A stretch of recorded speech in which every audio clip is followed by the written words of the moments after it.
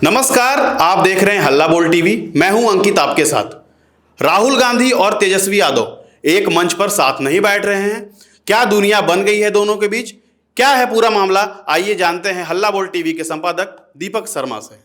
देखिए, दूरियां तो दोनों के बीच बन गई हैं, ये साफ दिख रहा है। मंच पर तेजस्वी यादव राहुल गांधी को एक साथ बैठना था, अति पिछड़ा सम्मेलन था, लेकिन उसमें मंच पर जो सीट निर्धारित थी राहुल गांधी और तेजस्वी यादव की एक साथ, राहुल गांधी ने उस सीट पर मल्लिकार्जुन खड़गे को बैठा दिया, जो कांग्रेस पार्टी के राष्ट्रीय अध्यक्ष हैं, और खुद मल्लिकार्जुन खड़गे की बगल वाली सीट पर बैठ गए। मतलब सीटिंग अरेंजमेंट ये हो गया कि तेजस्वी यादव, बीच में मल्लिकार्जुन खड़गे, उसके बाद राहुल गांधी। जबकि सिटिंग अरेंजमेंट क्या निर्धारित था कि तेजस्वी यादव राहुल गांधी एक साथ बैठेंगे। यह मामूली सी बात, छोटी सी बात नहीं है। मंच पर जब दो बड़े नेता साथ बैठते हैं तो इस दौरान उनके बीच बातचीत होती है कई मुद्दों पर। वहीं एक दूसरे से वे अपनी जानकारी साझा, इनपुट साझा कर लेते हैं।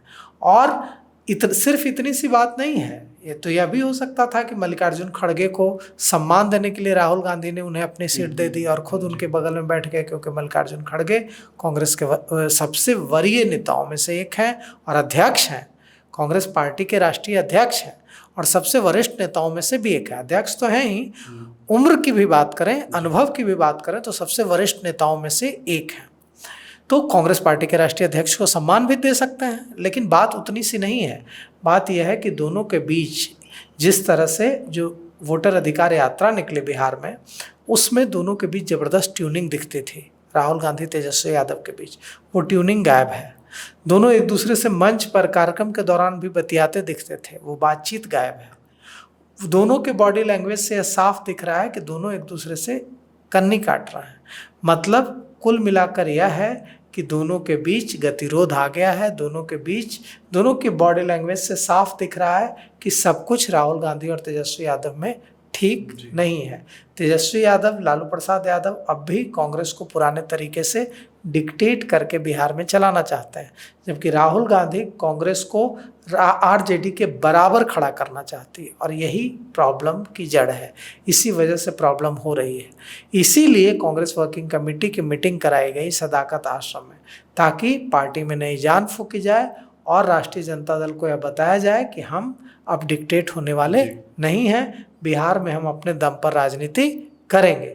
और यही वजह है कि जब कोई नहीं चाहता है ना कि जिसे हम अब तक डिक्टेट करते थे, जिस पार्टी के अध्यक्ष तय करते थे हम, जिस पार्टी के प्रत्याशी हम तय करते थे, लालू प्रसाद यादव तय करते थे, वो पार्टी अब हमारे एकदम बराबर आकर खड़ी हो जाए, तो लालू प्रसाद यादव को यह बात बुरी लग रही है।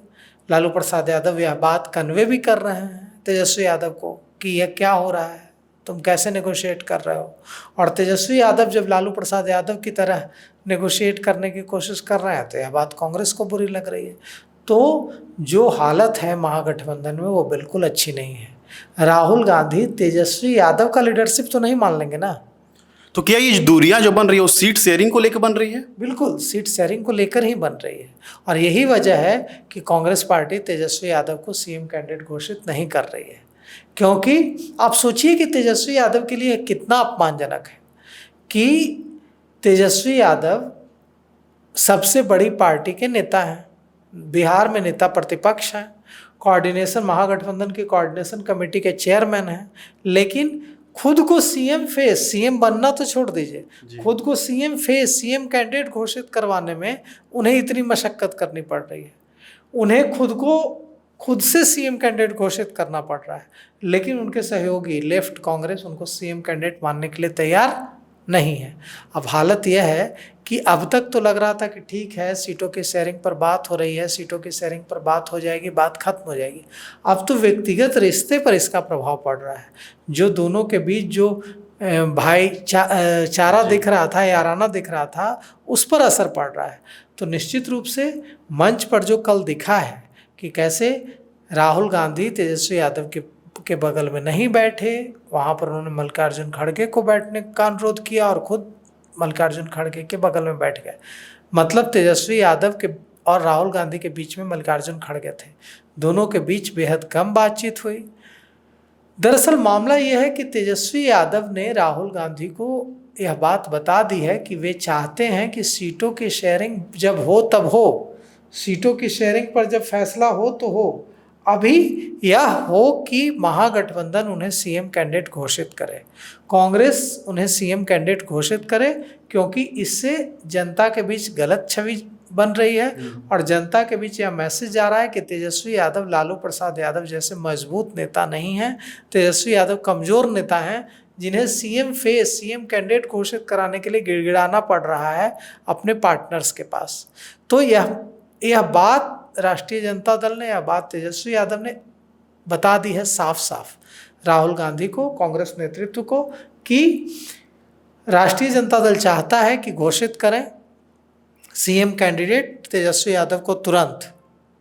लेकिन कल सीडब्ल्यूसी मीटिंग के बाद छत्तीसगढ़ के पूर्व मुख्यमंत्री भूपेश बघेल ने जो मीडिया से बात की, उसमें कहा कि चुनाव के बाद तय होगा कि मुख्यमंत्री कौन होगा। यही स्टैंड है कांग्रेस का कि हम चुनाव के बाद, कृष्णा लवरू का यह स्टैंड है, बिहार कांग्रेस कमेटी के अध्यक्ष राजेश राम का यह स्टैंड है, सचिन पायलट का यह स्टैंड है, सलमान खुर्शीद का यह स्टैंड है, तमाम जो पवन खेड़ा का यह स्टैंड है, जितने भी नेता हैं जो जिम्मेवार नेता, एक अखिलेश सिंह को छोड़कर तमाम नेताओं का यही स्टैंड है कि चुनाव के बाद तय होगा कि बिहार का मुख्यमंत्री कौन होगा। जब बिहार में महागठबंधन चुनाव जीतेगा उसके बाद हम लोग बैठकर इस पर फैसला लेंगे कि हमारा सीएम कौन होगा। हम अभी किसी को सीएम कैंडिडेट घोषित नहीं करने जा रहे हैं। अब इसके पीछे की कहानी यह है कि तेजस्वी यादव डिस्परेट हैं इसको लेकर। एकदम तेजस्वी यादव चाहते हैं कि जितनी जल्दी हो सके उन्हें सीएम कैंडिडेट घोषित किया जाए, क्योंकि इससे उनकी छवि कमज़ोर नेता की छवि बन रही है, उनकी छवि कमज़ोर हो रही है। इससे जनता में यह मैसेज जा रहा है कि लालू प्रसाद यादव नहीं है तेजस्वी यादव, तेजस्वी यादव को तो सीएम कैंडिडेट घोषित कराने में ही यह हालत हो जा रही है। तो इसीलिए तेजस्वी यादव ने साफ साफ बता दिया है राहुल गांधी को, कांग्रेस को, कि उन्हें सीएम कैंडिडेट घोषित किया जाए जल्द। सीटों का बंटवारा जब होगा तब देख लेंगे, न्याय होगा, सही ढंग से होगा।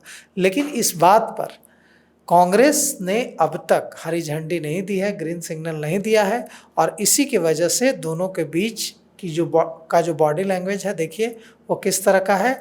दोनों एक दूसरे से कन्नी काट रहे हैं, दोनों एक दूसरे से सीधे सीधे डायलॉग करने से बच रहे हैं, क्योंकि तेजस्वी यादव ने जो मांग रखी है कि बाद में सीटों का फैसला कर लेंगे, अभी आप मुझे सीएम कैंडिडेट घोषित कीजिए, यह मांग कांग्रेस मानना नहीं चाहती है। क्योंकि कांग्रेस को पता है कि एक बार अगर सीएम कैंडिडेट घोषित कर दिया तेजस्वी यादव को, तो उसके बाद उनका नेगोशिएशन का पावर खत्म हो जाएगा और उसके बाद उनके पास कोई हथियार नहीं बचेगा। तो ये जो दूरियां बन रही है, इसका हल निकलेगा या महागठबंधन टूटेगा?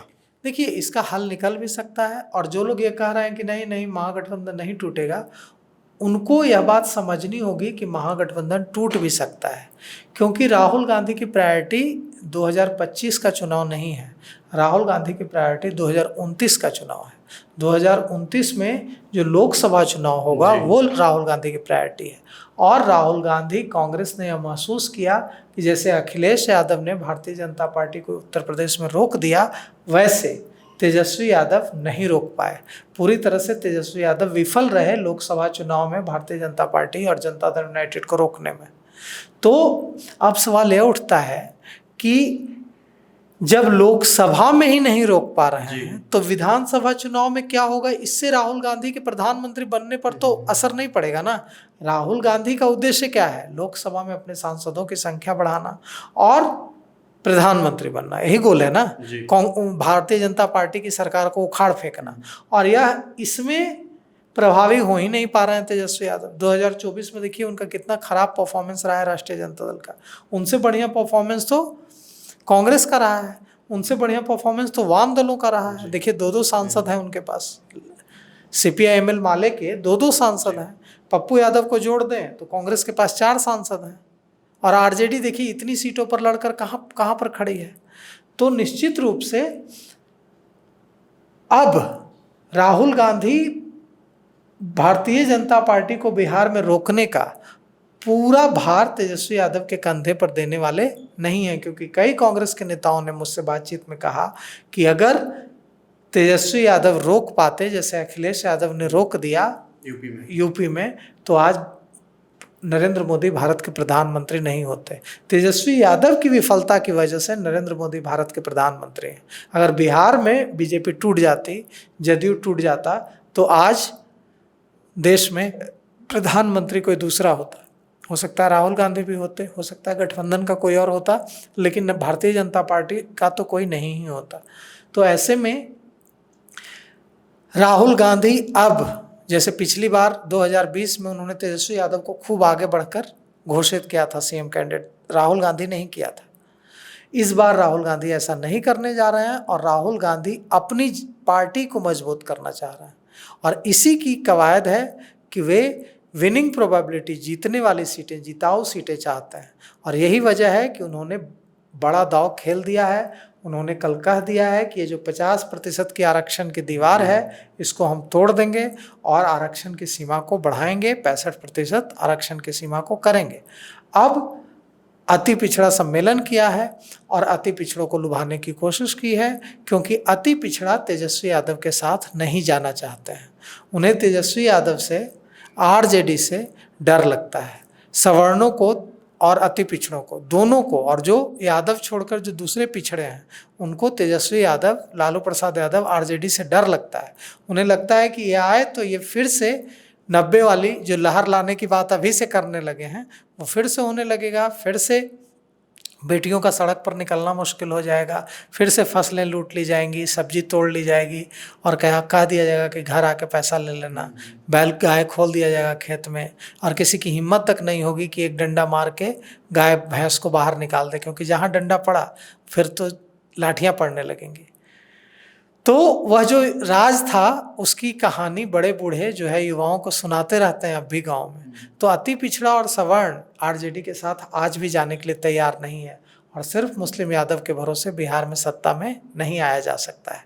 तो यही वजह है कि कांग्रेस फ्रंट फुट पर आना चाहती है और जिन अति पिछड़ों और सवर्णों का विश्वास तेजस्वी यादव लाख कोशिशों के बावजूद नहीं जीत पा रहे हैं, उनका विश्वास जीतने की कोशिश राहुल गांधी कर रहे हैं, क्योंकि उन्हें लग रहा है कि वे यह काम कर सकते हैं। वे एक अम्ब्रेला बना सकते हैं, एक ऐसी छतरी बना सकते हैं जिसमें सबका समन्वय हो, हर जाति पिछड़ी हो, अति पिछड़ी हो, सवर्ण हो, सबको, दलित हो, महादलित हो, सबको अपने साथ जोड़ सके। तो अब देखिए इस मामले में क्या होता है। और जिस तरह से राहुल गांधी ने टफ पोस्चरिंग कर दी है और तेजस्वी यादव के इस अनुरोध को खारिज कर दिया है कि हम आपको अभी सीएम कैंडिडेट घोषित नहीं कर सकते हैं, इसके बाद दोनों के रिश्तों में तनातनी हो गई है।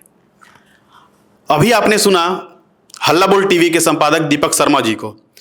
आप अपनी राय कमेंट में जरूर दें कि क्या महागठबंधन से तेजस्वी यादव को सीएम फेस घोषित करना चाहिए या नहीं। आगे की खबरों के लिए बने रहें हल्ला बोल टीवी के साथ। धन्यवाद।